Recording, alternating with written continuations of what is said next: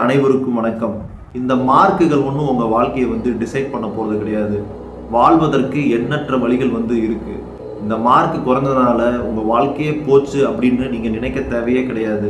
இதை நான் ஏன் சொல்கிறேன் அப்படின்னா, தஞ்சாவூரில் பாபநாசம் என்ற ஒரு கிராமத்தில் மாணவி ஆர்த்திகா ரிசல்ட்டுக்கு முன்பு ஒரு பயம் நாளைக்கு நம்ம எக்ஸாமில் ஃபெயில் ஆயிடுவோமோ, ரிசல்ட்டில் நமக்கு ஏதாவது பாடத்தில் தோல்வி அடைந்துருவோமோ என நினைத்து தற்கொலை செஞ்சுருக்கிறாங்க.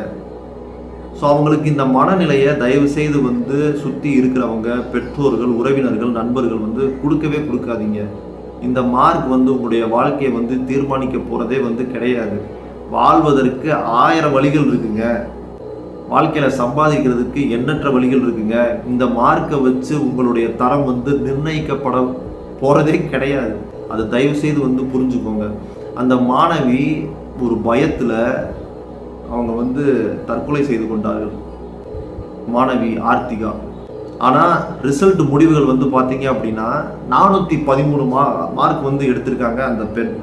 அதில் பாருங்கள், தமிழில் 72, இங்கிலீஷில் 48, ஃபிசிக்ஸில் 65, கெமிஸ்ட்ரியில் 78, பாட்னியில் 70, சுவாலஜியில் 80, மொத்தம் 413 மார்க்குகளை அந்த பெண் எடுத்திருக்காங்க, அந்த மாணவி எடுத்திருக்காங்க.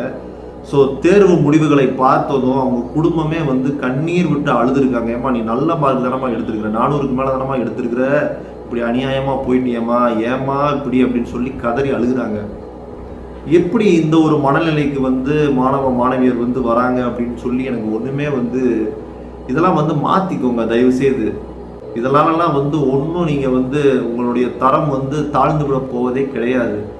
மார்க்குகள் உங்கள் வாழ்க்கையை தீர்மானிக்க போகிறதே கிடையாது. அதை முதல்ல நீங்கள் புரிஞ்சுக்கோங்க. இது போன்ற சம்பவம் இனி நடக்கவே கூடாது.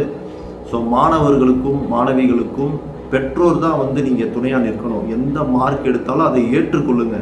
நம்ம ஆல்ரெடி ஒரு வீடியோவில் கூட சொல்லியிருப்போம். ஃபஸ்ட்டு அக்செப்ட் பண்ணிக்கணும். நீங்கள் எந்த ஒரு விஷயங்கள் உங்கள் வாழ்க்கையில் நடந்தாலும் அதை நீங்கள் அக்செப்ட் பண்ணிவிட்டு அதை எப்படி சேஞ்ச் பண்ணலாம் அப்படின்றத நினைங்க.